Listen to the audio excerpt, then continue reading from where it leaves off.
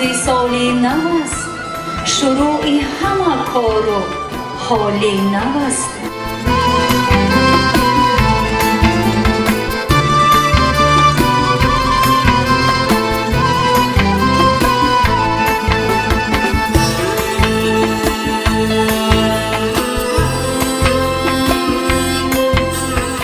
اساسگذار صلح و وحدت ملی، پیشوای ملت، پرزیدنت جمهوری تاجیکستان محترم امامعلی رحمان ضمن ارائه پیام تبریکاتی به افتخار نوروز تاکید نمودند که مردم تاجیک نوروز را دوام هزار ساله‌ها همچون یکی از آیین‌های بهترین ملی از نسل به نسل به میراث گذاشته‌اند. عنعنه‌های جشنی آن را تا زمان ما به گذر رسانیدند.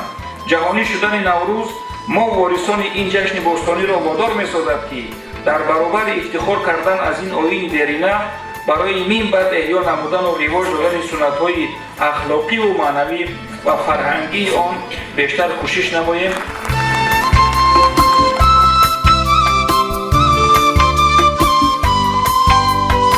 بهاره که با آمدن طبیعت سبز و خرم و گل‌ها شکوفا می‌شوند.